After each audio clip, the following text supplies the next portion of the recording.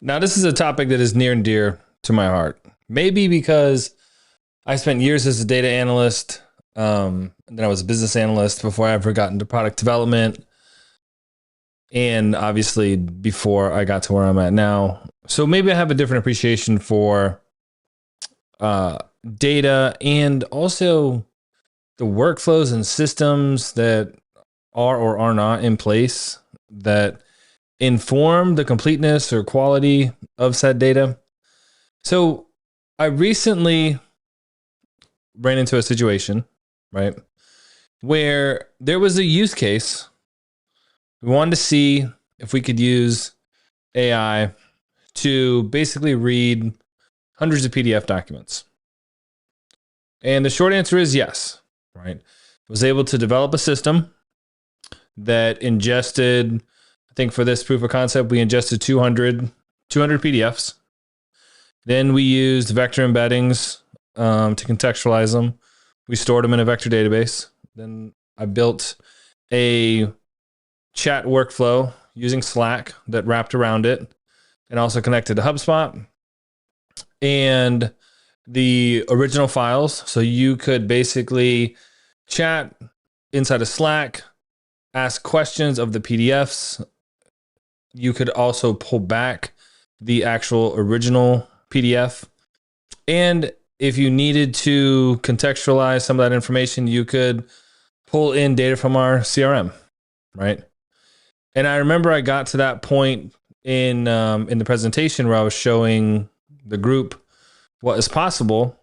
And I went over a brief architecture overview and all the different systems that were required in order to do this. And I got to the end of that, and my point was, that's cool, right? It's really cool to build something like that.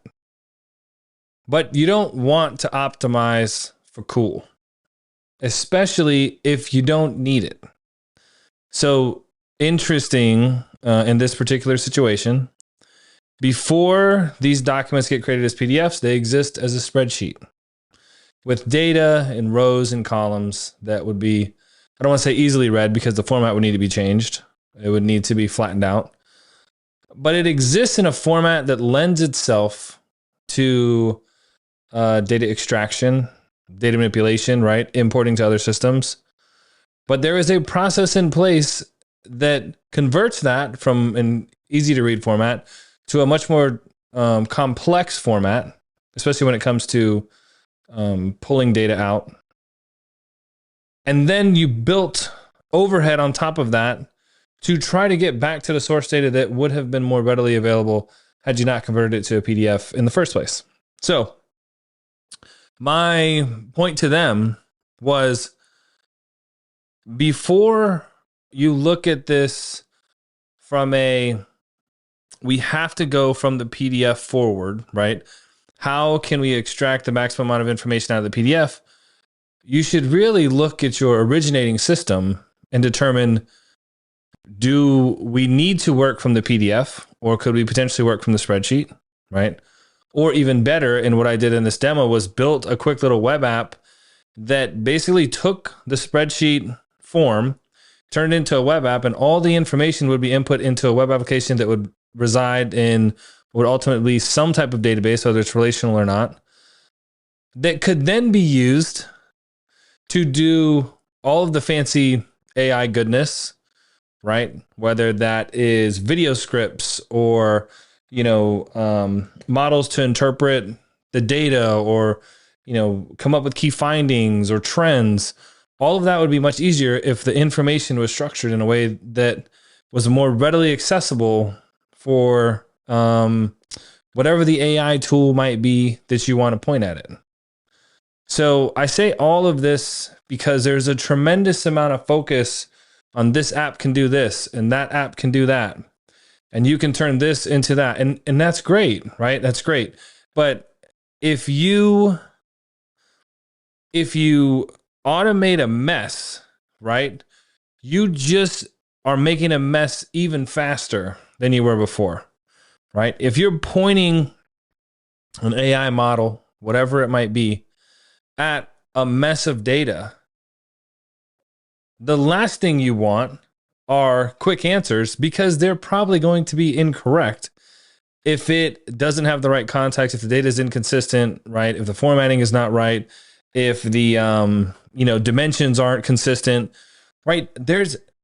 You can point really smart tools at really bad information and get incorrect insights.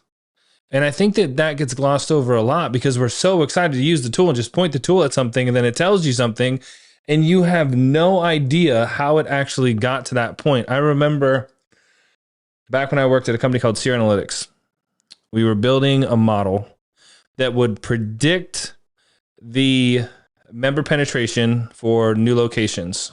So a gym was going to put a location in a new, or you're going to put a new location in a couple different sites.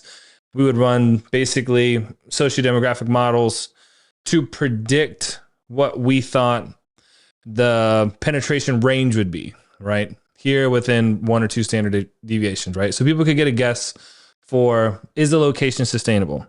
And I remember I was talking with, this is probably 10 years ago, talking with a brilliant electrical engineer who was a very sophisticated modeler. And at the time, neural nets were really, really big. And I remember him explaining it to me. And the way that he was explaining it is basically like, well, you put the information inside a black box, and then the black box does what it does, and it gives you an answer.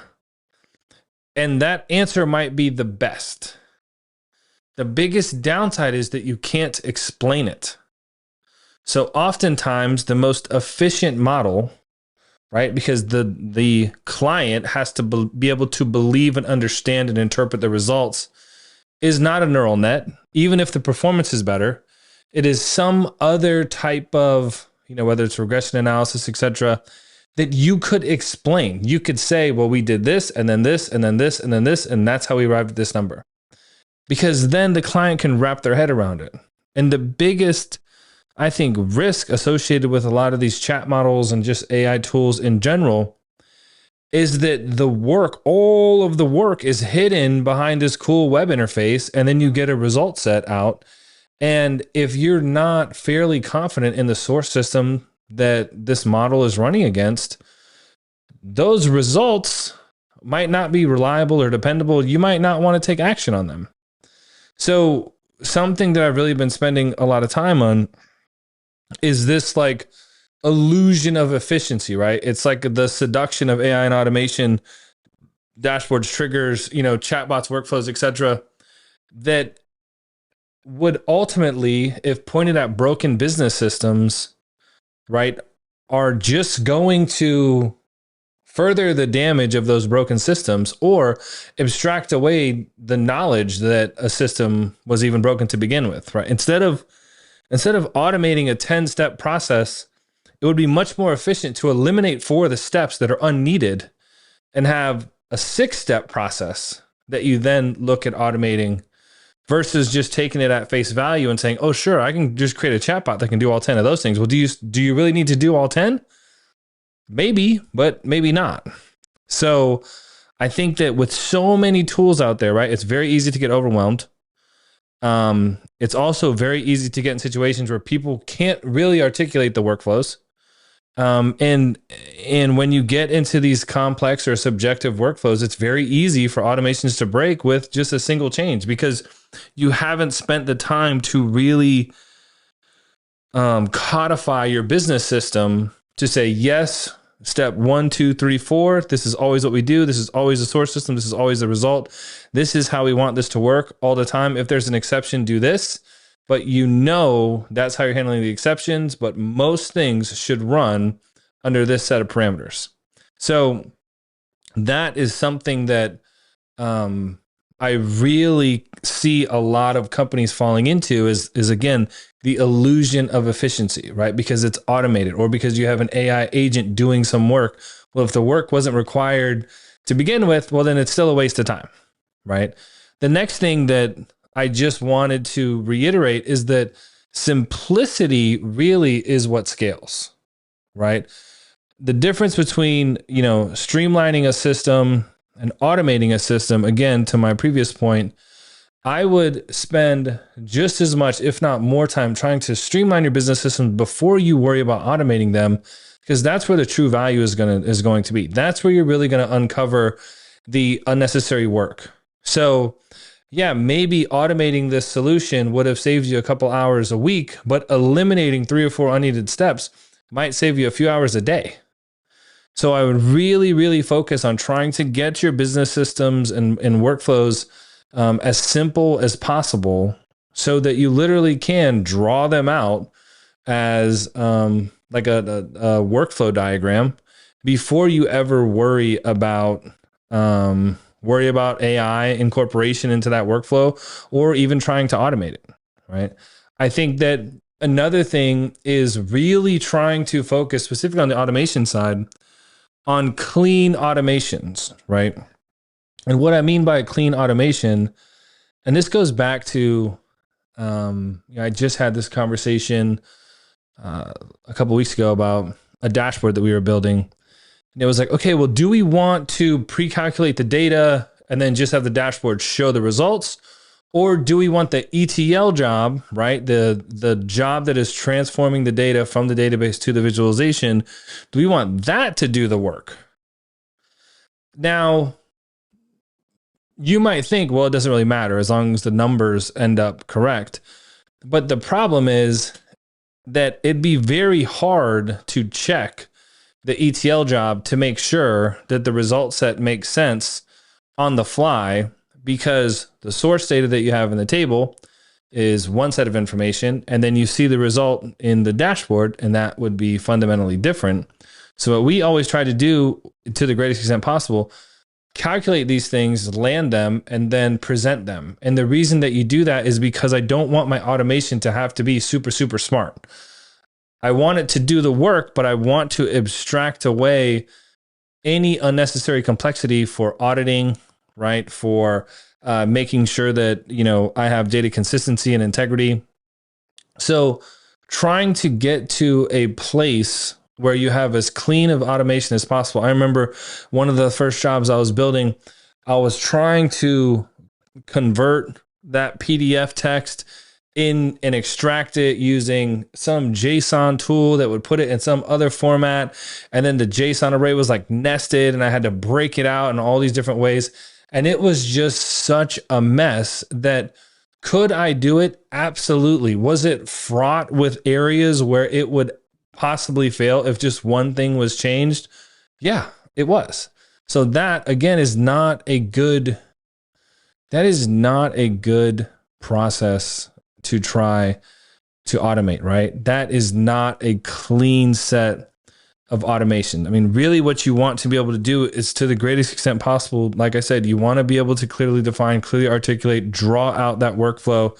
If this, then that, have decision matrices in place so that you can understand exactly what is going to happen.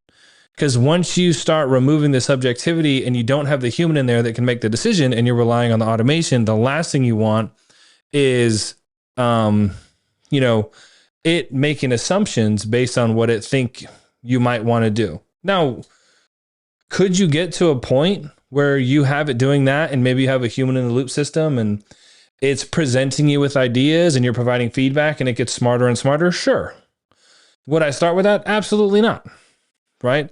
Absolutely not. I would 100% start with the cleanest possible automation workflows that you can, just to get comfortable doing it and thinking about your existing workflows in such a way that they could be automated, right? That you could incorporate maybe some AI to layer on top of something that's existing, because you know that you feel good about that source system or that source content. So a few key takeaways here.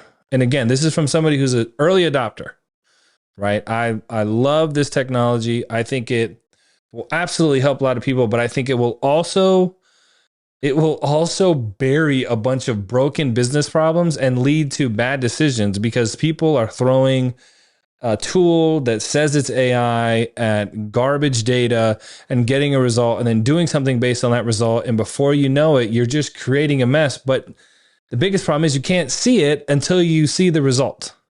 And depending on what that result is, that could have, negative implications on your business, on your customers, etc. So I would really, really think about trying to simplify your systems to the greatest extent possible. Only automate the most simple and direct workflows, especially to start. If you're just using Zapier for the first time ever, try to pick a workflow that's like 2 or 3 steps and that's it. Even potentially have it kick off manually or on a timer so that you know, okay, 9 o'clock, this job's going to run. Let me go into HubSpot and check to make sure that all these jobs, or all this data came through. Send yourself emails so you get notifications so you know to check something, right? You know that it ran or you know that it failed. Those things definitely will help, right? Because automation and AI, those are tools. But if you use the wrong tool for the wrong job, you're not going to be happy with the result. So 100% take that into consideration. I would absolutely take a step back before you find a problem, right? Because you found this cool solution online, and really think through that workflow, that business process, that source system data to really clean those up to the greatest extent possible. And then sure, start exploring automation, right? Start exploring some of these AI tools that can get plugged into your systems to increase insights, right? This just came up the other day, the Breeze functionality inside of HubSpot, right? Could that be helpful to someone who's trying to better understand any of the data that's inside of HubSpot? Absolutely. But if your pipeline is garbage, if your company data is garbage, if your contact data is garbage, if you're not consistently putting in call notes, or if the call notes that you are putting in wild, or very wildly based on the individual that's putting them in, how good of a job is Breeze really going to be able to do if you can't rely on the source data in the system, right? So is that an exceptional tool? Absolutely. Could it be very powerful? Yes, it can. But it could never go back and create the data, right, that is supposed to be input from the users or from a secondary system somewhere. So just really think through that. Again, automation should be simple to start. Your AI use cases, point them at systems, processes, data that you know are in good condition. Now, there are going to be people that are like, no, it can do it for you. Maybe, but if you can't figure out how to clean your data up manually, do you really want to rely on some AI bot to go in there and just do whatever it thinks is right? There's a reason that they teach you how to do long division by hand before you get to use the calculator. And I think that's probably the best analogy that I can make when it comes to automation or AI. You have to have some understanding, some appreciation for the source data and how that should work, how it should be cleaned up, how it should be structured, what it means, what types of insights you want to pull from it before you try to start automating or layering in AI on top of said systems. So hopefully this helps. Hopefully it saves you some pain, because I know this all too well. I've seen it happen too many times. People fall in love with a solution, then go find a problem to solve with it. And before you know it, you are making a mess even faster, and you are just automating garbage in and garbage out. And that is not where you want to be. So if you enjoyed this episode, please consider subscribing, sharing this with a friend. All those things help us reach a greater audience. Until next time, stay smart.